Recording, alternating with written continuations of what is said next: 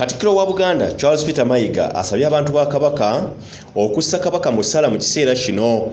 Katikkiro agamba Kabaka wakulabikako eri Buganda nga 16 naye nga bannaddiini basabiddwa okukulembera essaala ezisabira Kabaka olw'obulamu bwe. Nga twetegekera okujaguza amazaalibwa ga nnyinimu nga 13 Apuli mwezi guno, nsaba amasinzizo gabe n'essaala ey'enjawulo naddala amatikkira amazaalibwa gano bwe gatuukidde mu biseera by'amazuukira. Ate nga ku ludda lw'Abasiraamu amazaalibwa gano gatuukidde mu mwezi omutukuvu ogwa Ramanzaani. Awo nno nsaba mu kusoma Juma olwokutaano olwa Ssabbiiti eno nga 7 Apuli wabeewo dduwa ez'enjawulo ezeebaza Katonda olw'obulamu bwa Cuucu.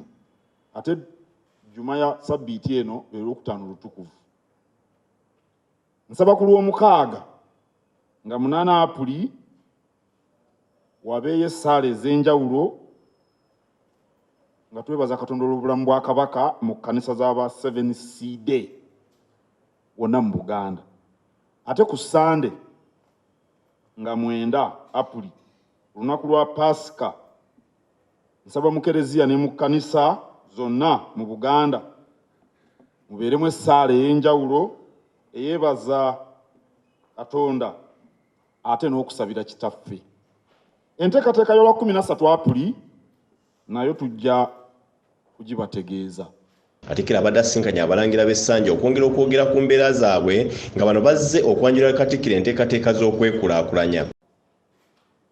Kadde wa Katikkiro eby'omutaana nga nvuddeyo, endiyo zaffe oba n'ebika byetaaga enkulaakulana.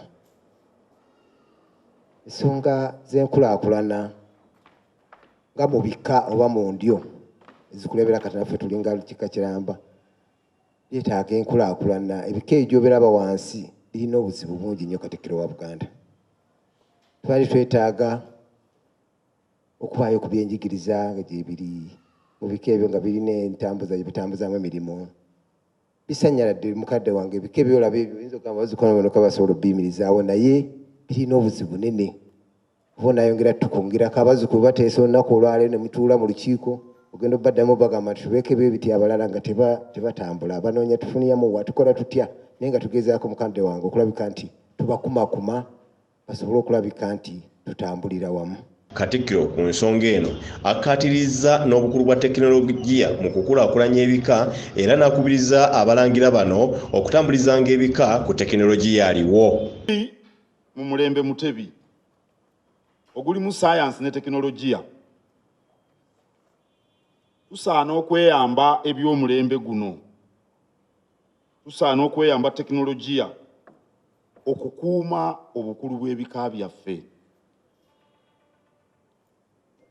Era mbasaba twewale okukkiriza ebipya ebireetebwa science ne tekinologiya okutuggyako ebyobusika byaffe.